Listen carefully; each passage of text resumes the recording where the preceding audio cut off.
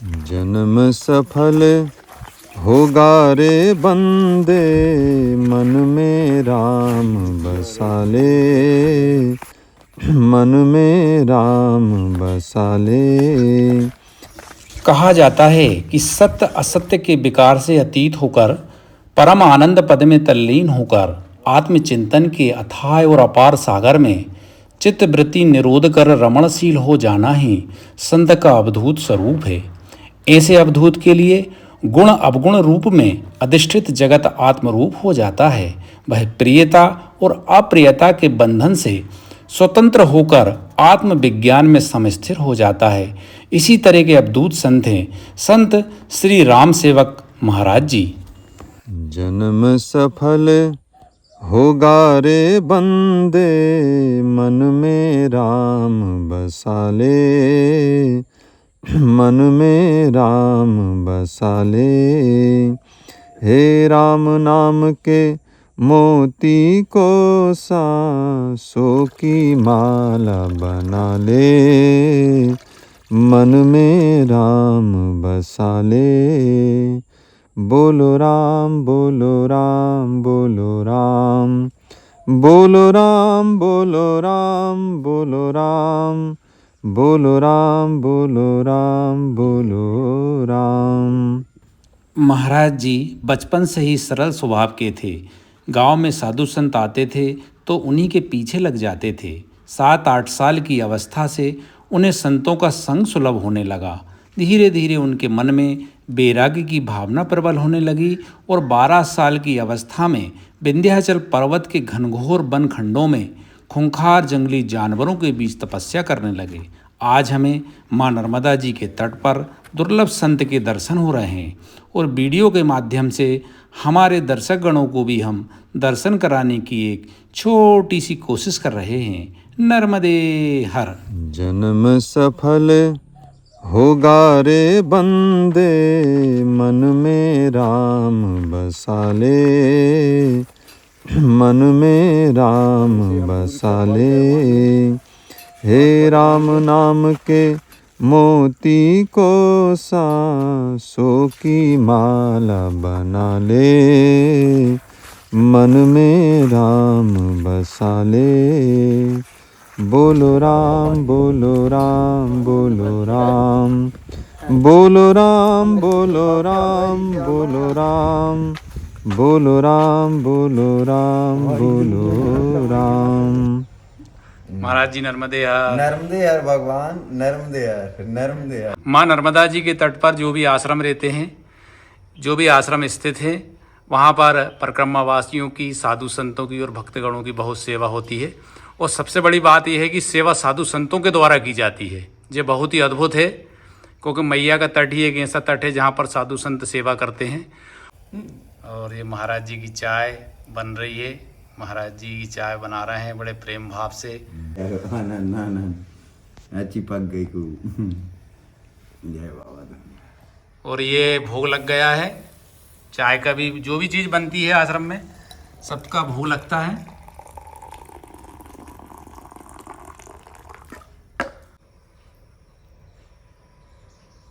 पूजन चाय सब चीज की पूरी माँ नर्मदा व्यवस्था बनाती जी। हम तो फकीर हैं, कुछ जानते नहीं है। माई हमारा भंडार भरती।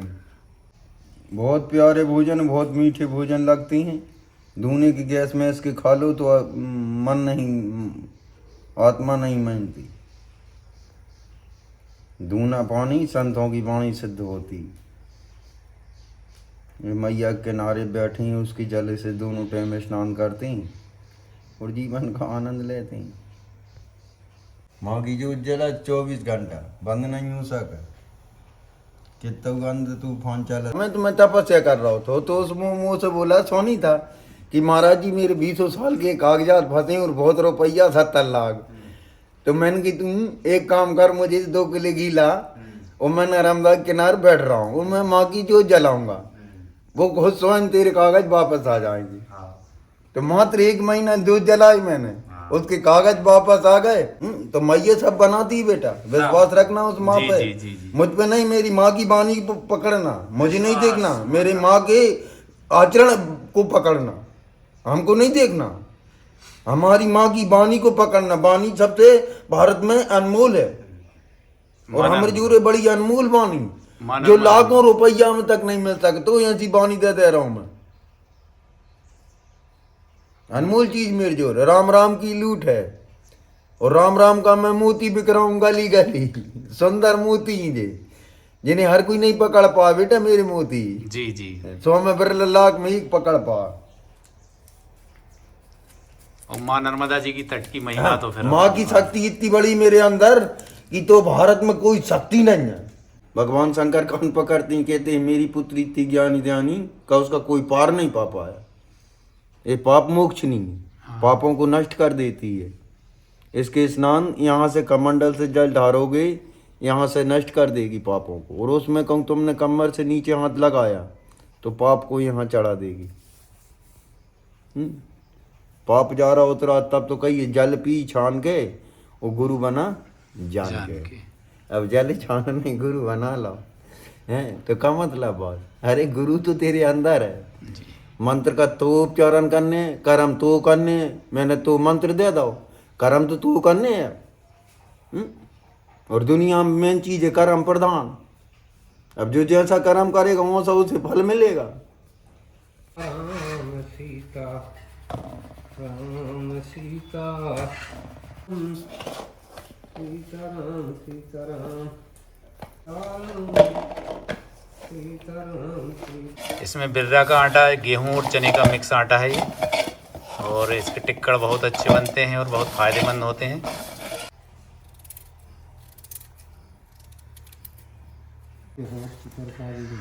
आनंद ही आनंद।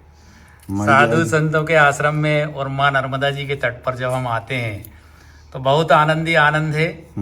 सब भगवान का भजन, भक्ति जी जी, और तपस्या, और संतों के पावन मुख से अच्छी अच्छी बातें, मार्गदर्शन प्राप्त होता है हमको। ज्ञान के भंडार होते हैं हमारे संत। जो शंकर, जो कृष्णा, जो विष्णु, और जो राम, और जो राधा, 5 दूत, 5 भूतों से मेरा आदम शरीर बनो है। जहाँ चाहूँ वहां जा सकता हूँ, मुझे कोई रोकने वाला नहीं, कोई टोकने वाला नहीं जी। आत्मा अजर है, अमर है। भगवान का भजन करने आए, भगवान का भजन करके धरा पे से चले जाएंगे। जय श्री राम। जय श्री राम।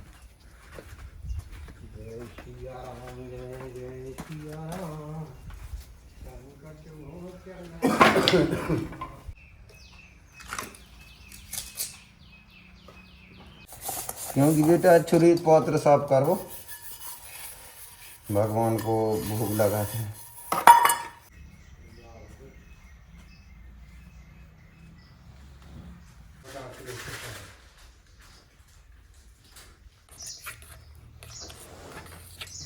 ला रहा था, अब तक नहीं आए।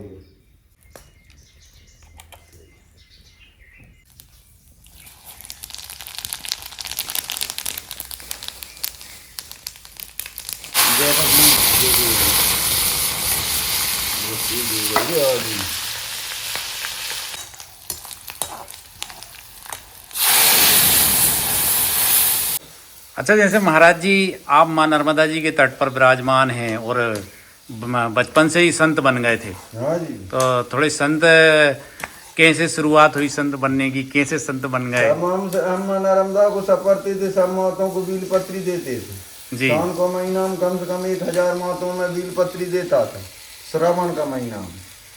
और माँ नर्मदा को सपरता था और सब मुझसे राम भक्त कहते थे। संत मिले, फल जा रहे हैं तो संत मिले कि उन्होंने हमारी दुनिया को, हमको सब चीज से बदल दिया।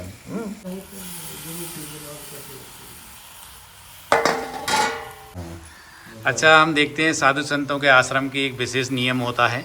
विशेष ये नियम होता है कि पेंट शर्ट वाले जो है धोने से या भोजन प्रसादी बनती है तो उसमें हाथ नहीं लगाते हैं, क्योंकि एक तो सबसे मेन चीज़ ये होती है कि धोना बहुत पवित्र होता है, और दूसरी चीज़ ये होती है कि भगवान को और माँ नर्मदा जी को भोग लगता है तो एकदम बिल्कुल सात्विक तरीके से भोजन बनता है। और साधु संत अपने पावन और पवित्र हाथों से ही भोजन प्रसादी तैयार करते हैं, तभी भगवान को भोग लगता है। और हमने पेंट शर्ट पहन रखे हैं, तो महाराज जी बोल रहे हैं भाई आप हाथ नहीं लगाएं। एक मुख्य कारण ये भी रहता है हाथ नहीं लगाने का, सब्जी भी अमनिया नहीं करने देते हैं महाराज जी। ये ज़्यादातर आश्रम में जाते हैं तो साधु संत जो है धूने पर ही भोजन प्रसादी बनाते हैं, क्योंकि प्रसाद बनता है, भोजन नहीं बनता है। और यहीं से हम देखते हैं ये माँ नर्मदा जी के दर्शन हो रहे हैं, बहुत ही सुंदर दर्शन होते हैं माँ नर्मदा जी के। जय हो मैया, जय हो मैया, जय मैया के दर्शन होते हैं।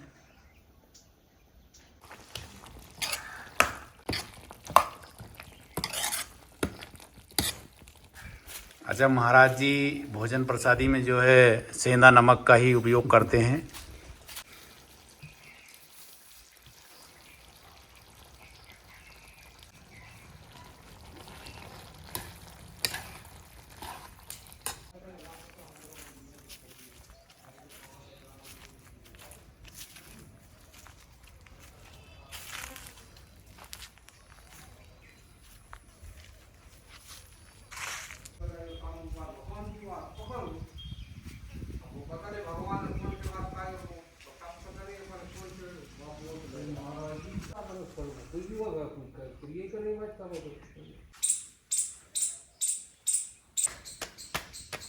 ये तो आंगली पीढ़ी से बनता आ रहा है, वो तो संत बनता ही आएंगे जी। इस पर ये जन्म के थोड़ी, हम तो उस जन्म के संत। मतलब हम कह सकते हैं कि सब प्रारब्ध के अनुसार ही संत बनते हैं। हाँ जी, माँ पेड़ ना देती, भगवान पेड़ ना देती, उस परिवार का उद्धार होता। संस्कार मिलते हैं, एक पीढ़ी में अपने कर्म सुधारते हैं, दूसरी पीढ़ी में ज्ञान की साधना होती, तीसरी पीढ़ी में ज्ञान की मुक्ति धाम प्राप्त होता है नारायण के चरणों में। जी जी। आप माँ नर्मदा जी के तट पर विराजमान हैं और भक्ति और भजन कर रहे हैं। आपने 4-5 जितने गुण गाओ उतना कम है। जी जी। माँ की महिमा ऋषियों ने गाई, संतों ने गाई, पार नहीं पा पाए। अपरंपार है माँ की लीला, इसका कोई पार नहीं पा पाया। कमंडल से कमंडल बज रहा है माँ नर्मदा के नाम। अज्ञानी को ज्ञान दे, अभिमानी का मान गिराती खोती नाम निशान। तो इसके सामने ईमान नहीं चलता जी। और स्वाभिमानी का टिकट ही कटा देती।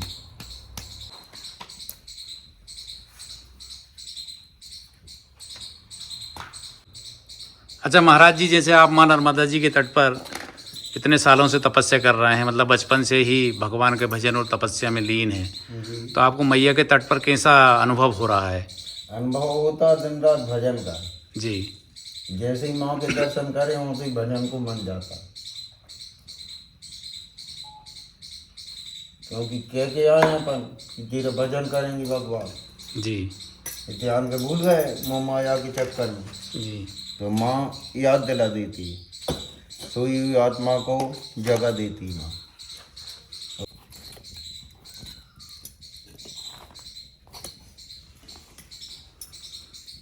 सबसे बड़ी बात है माँ की कृपा। की रोटी है ध्यान रखो। अच्छा, हम देखते हैं कि साधु संतों के आश्रम में भी जो भोजन प्रसादी बनती है, सबसे पहले गौ माता के लिए पहली रोटी या पहला टिक्कड़ निकालते हैं। ये गौ माता के लिए, गौ माता का टिक्कड़ बन गया। ये गौ माता का टिक्कड़ बना दिया है। अच्छा, हम देखते हैं कि संत महात्मा बड़े प्रेम और भक्ति भाव से भोजन बनाते हैं, क्योंकि प्रसाद बनाते हैं। हम भोजन नहीं कहेंगे, हम प्रसादी कहेंगे।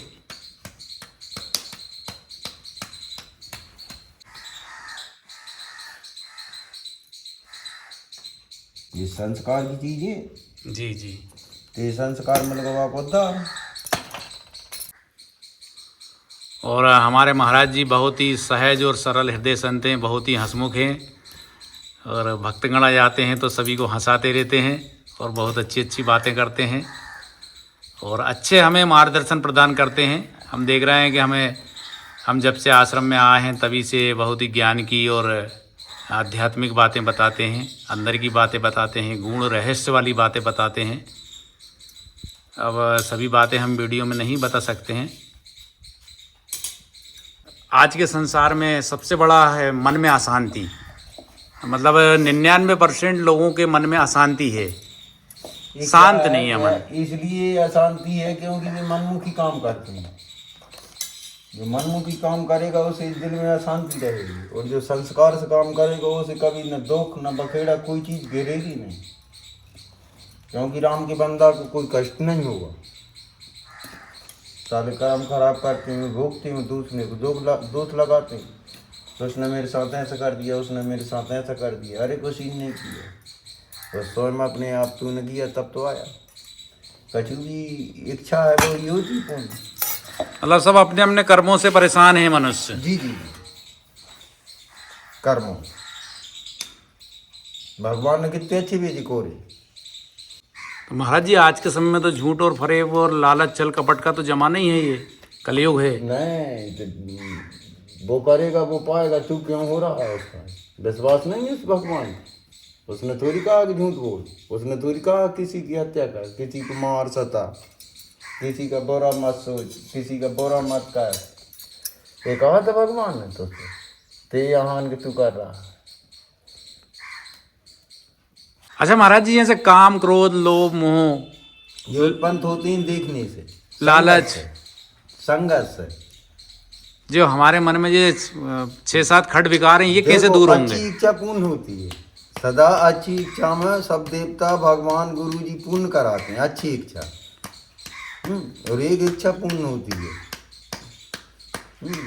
धीरे धीरे धीरे धीरे धीरे धीरे मंजिल बनती जाती, हर इच्छा पूर्ण होती जाती मानव की। मानव कहाँ सोचता, मानव तो सदा खाली है। वो कहता है अरे यार कम निकलो, तना कौन निकलने, तना कोर हो जाओ तई देख तो मैं, अरे तना कोर हो जाओ तब कर तो मैं दान। पूरी उम्र ने कर गई बातों ही बातों में। तूने पूरा जीवन बिताया है बातों ही बातों में, हरि नाम तूने मन में न बसाया। रे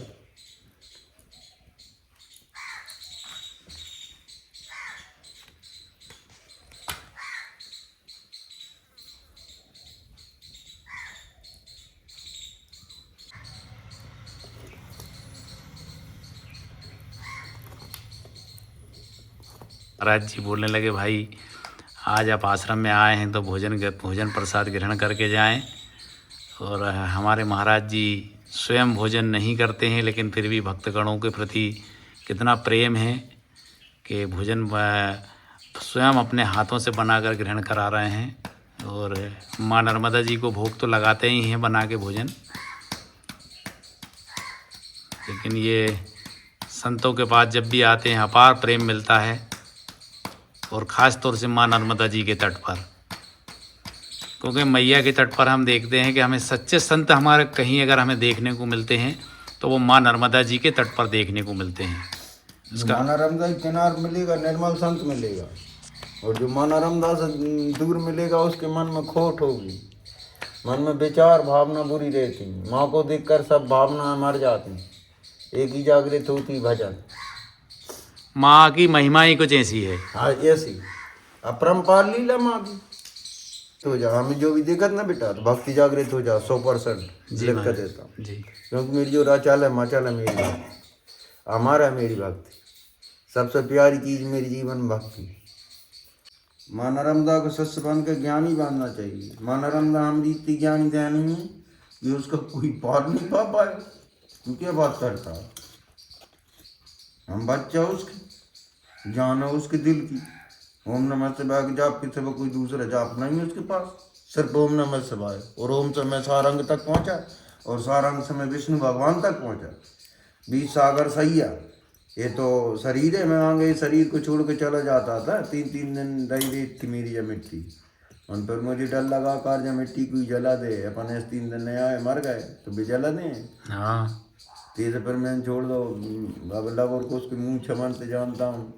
हनुमान जी की बहुत महिमा जानने की कोशिश करी। सबसे बड़ी महिमा हनुमान जी की जगत में, सब काम करे भगवान के हनुमान जी ने स्वयं। अब महाराज जी टिक्कड़ में घी लगा रहे हैं, वो बिल्कुल ये शुद्ध देसी घी है गाय का, ये देख रहे हैं हम। और ये मैया के लिए भोग की थाली लग गई है। और अब महाराज जी हमारे भोग लगाने जाएंगे माँ नर्मदा जी को, और भगवान को भोग लगेगा। और हमारे महाराज जी सब्जी का भोग नहीं लगाते हैं, मीठे का ही भोग लगाते हैं। अब महाराज जी माँ नर्मदा जी को भोग लगाने जा रहे हैं।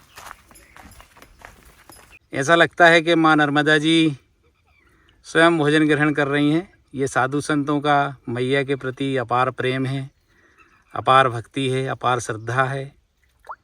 और ये भाव हमें सिर्फ माँ नर्मदा जी के तट पर ही देखने को मिलता है।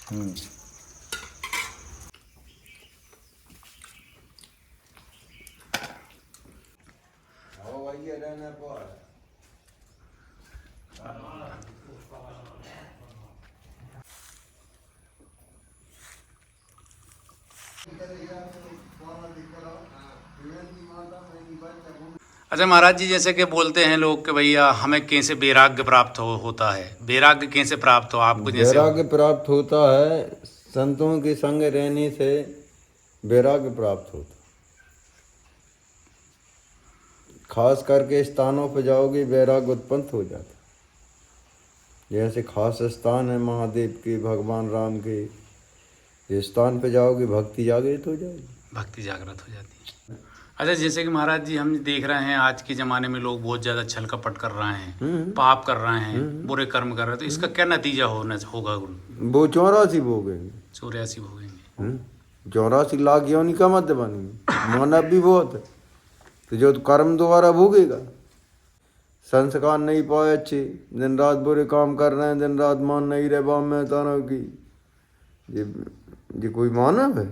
अरे हल्के बड़े का आदर सम्मान करो, छोटे बड़े का आदर सम्मान करो, सबसे अच्छे बोलो, मीठी वाणी बोलो। जो सब अपने अंदर है, बुद्ध जी की रही भावना जैसी, हमने मूरत देखी जैसी। मानव बड़े भाग मानस तन पाव, सोर नर मुनि ग्रंथन गाव जी। तो भगवान को भजन कर भी आए अपन तो, तब 1 महीने 1000 बरस तूने ऊपर तपस्या करी, फिर 9 महीना माँ के नरक में तपस्या करी, तब तूने भगवान ने खूब आवाज़ लगाई कि भगवान हमें जो नरक से निकाल दो, हम तुम्हारा भजन कर, हम तुम्हारा सत्संग कर। मन भूल गए माया के जाल में, माया के जाल में। तो संत याद दिला रहा हूँ, नहीं तो है कोई याद नहीं दिलाए, न तो कोई ज्ञान दे सके।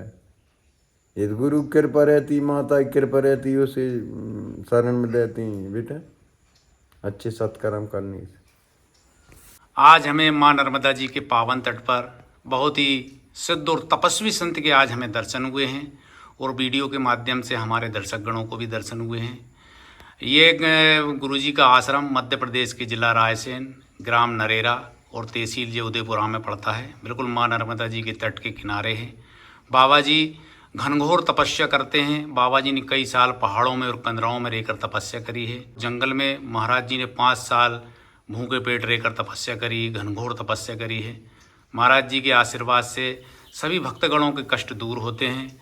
आज हमें मैया के तट पर, माँ नर्मदा जी के तट पर महाराज जी के दर्शन हुए, और वीडियो के माध्यम से हमारे सभी दर्शकगणों को दर्शन हुए।